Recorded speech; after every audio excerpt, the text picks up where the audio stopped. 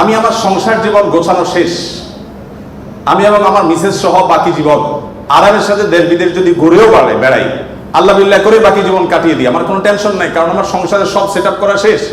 সে সমস্ত মানুষদেরকে দেখে আমার করুণা হয়, মায়া হয়, যারা আর্লি ম্যারেজকে দোষণীয় মনে করে তারা অনেক বেশি দেরি করে তথাকথিত নিজের পায়ে দাঁড়ানোর কথা বলে 30-35 পার হওয়ার পর বিবাহ শাদী করেন। এই মানুষগুলো তাদের ছেলে মেয়ে হইতে হইতে, প্রথম তো আবার ছেলে মেয়ে নেওয়া যাবে না, একটা লম্বা সময় এনজয় করতে হবে, 40-এর পর হয়ে যায় ছেলে মেয়ে হতে হতে, এরপর এই ছেলে পড়ালেখা করে গ্রাজুয়েশন করতে করতে 55-60 ছুঁই হয়ে যায়, ততক্ষণে সংসারের ঘানি টানতে থাকে।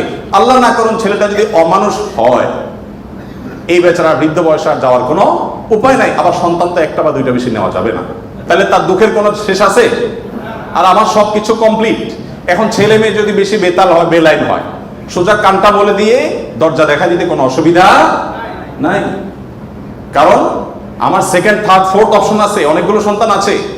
আর দ্বিতীয়ত আমার বয়সে এখনো অনেকখানি বাকি আছে। যাই হোক, আমি সেদিকে যাচ্ছি না। আমি যেটা বলছিলাম সেটা হলো ছেলেদের, এই বেচারাদের যে অসহায়ত্ব, এটার কথা কেউ বলে না। দেখেন, আমিও নারীদের ওয়াজি করে গেলাম, ছেলেদের অসহায়ত্বের কথা একটু বলি। এই বেচারারা যতদিন বাবার সংসারে থাকবে, তোমার ঘানে তুমি টানো, বাবা মা বাধ্য না। মেয়েকে কিন্তু এটা বাবা বা মা বলতে পারেন না। এরপর যখন বিয়ে হবে, বিয়ের সময় ওই যে ছেলেরা চিরকুট নিয়ে আসে, হুজুর একটু বলে দেন আমার আব্বা এখানে আছে। আমি পল্টনে একটা হোটেলে উদ্বোধনী দিনে আমার এক বন্ধু মানুষ সেখানে গেছিলাম, এক ছেলে তার বাবাকে ধরে আমার কাছে নিয়ে আসছে, এসে বলছে হুজুর আপনার অনেক ওয়াজ শুনছি, আজকে আমার বাপরে হাতের কাছে পাইছি, আমাকে বিয়ে দেন। আমি বহু বলছি, আজকে আপনি হাতে নাতে বলেন। আমি নিজের লজ্জা লাল হয়ে গেলাম, ছেলে কি বেহার মতো। যাই হোক, তো এই বেচারারা বিয়ে করতে যাবে, বাপ বলে যে কি করো তুমি, বিয়ে করবে মানে টাকা কামাই করো। মেয়েদের বিয়ের সময় কি বাবা মা এটা বলে তুমি কয় টাকা কামাই করছো তোমার বিয়ে দিব? বলার সুযোগই নাই, রাইটই নাই। এরপরে বিয়েটা যখন হয়ে যায়, এই বেচারা এতদিন নিজের পেট পালা লাগতো, এখন বউয়ের পেট পালো, ছেলে মেয়ের পেট পালো, তাদের উপার্জনের দায় দায়িত্ব তার। নিজের বাবা মা যদি বৃদ্ধ হয়ে যান, অসহায় হয়ে যান, তাদের দায়িত্ব তার। বাপের বাড়ি যাওয়ার সময় বাজারটা তার করতে হয়, শ্বশুর বাড়ি যাওয়ার সময় মিষ্টির প্যাকেটটার টাকাও তাকে দিতে হয়। শতভাগ খরচ ছেলে, আর বাপের সম্পদে পাবে হলো 2 টাকা 2 আনা, আর মেয়ে পাবে 1 টাকা। তার অন্যের খরচ তো দূরের কথা, নিজের খরচই তার উপরে বর্তায় না। ইসলাম কি তাকে কম দিয়েছে না বেশি দিয়েছে? একজনকে 2 টাকা দিয়ে বাজারে পাঠিয়ে বিরাট বড় ফর্দ দেখাই দিয়েছেন, এতগুলো সব তোমাকে আনতে হবে।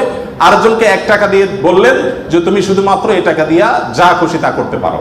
তাহলে এই 1 টাকা যাকে দেওয়া হয়েছে তার অধিকার কি কম দেওয়া হয়েছে না বেশি দেওয়া হয়েছে?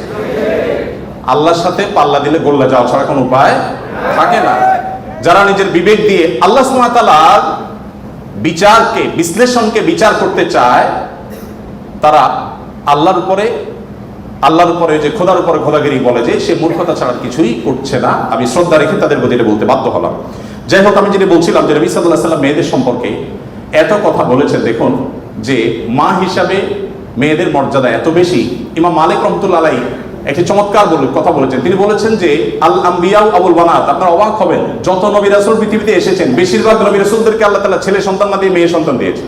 নবী করিম সাল্লাল্লাহু আলাইহি ওয়াসাল্লাম বলেছেন, কোনো বাবা, কোনো অভিভাবক, কোনো প্যারেন্টস, কোনো মা যদি কোনো কন্যার কারণে কন্যা দায়গ্রস্ত হয়ে পড়ে, সমাজের মানুষের কুসংস্কারের কারণে যদি তার মুখটা ছোট হয়ে যায়, কোন কারণে তিনি যদি কোনটা সময় পরিস্থিতির মধ্যে পড়ে যান, এরপরও তিনি যদি সেই মেয়েদেরকে লালন পালন করার ক্ষেত্রে কোনো কার্পণ্য না করেন, সমাজের বিরুদ্ধে দাঁড়িয়ে বুক টান টান করে যে তার কন্যাদেরকে তিনি ভালোবাসা দেন, সদাচরণ করেন, তাদের অধিকার যথাযথভাবে দিয়ে দেন, তাহলে সেক্ষেত্রে নবী সাল্লাল্লাহু আলাইহি ওয়াসাল্লাম বলেছেন এই কন্যাদের প্রতি সদাচরণ করবার কারণে জাহান্নাম থেকে মুক্তির কারণ হবে কিয়ামতের ময়দানে ওই ব্যক্তির জন্য। এটি নবী সাল্লাল্লাহু আলাইহি ওয়াসাল্লামের বহু হাদিস আছে, আমি আর সেদিকে যাব না, শুধুমাত্র একটি হাদিস বলে শেষ করব। সেটা হলো, আপনারা জানেন নবী করিম সাল্লাল্লাহু আলাইহি ওয়াসাল্লামকে জিজ্ঞাসা করা হলো, ইয়া রাসূলুল্লাহ মান আহাক্কুন নাসি বিহুসনি সুহবাতি, আমার সবচেয়ে ভালো আচরণ পাওয়ার অধিকারটা কার?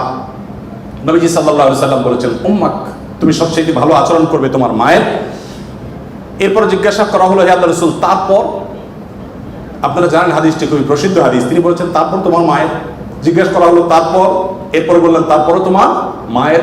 এরপর সাহাবী যখন জিজ্ঞাসা করলেন ইয়া রাসূলুল্লাহ তারপর, এরপর বললেন তোমার বাবা।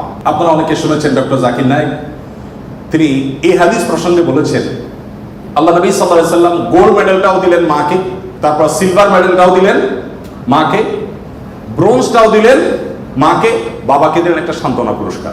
এরপরে যদি কেউ বলে যে ইসলাম নারীদেরকে ঠকিয়েছে, যে যুক্তিতে বলে সেটা আপনারাও জানেন আমিও জানি,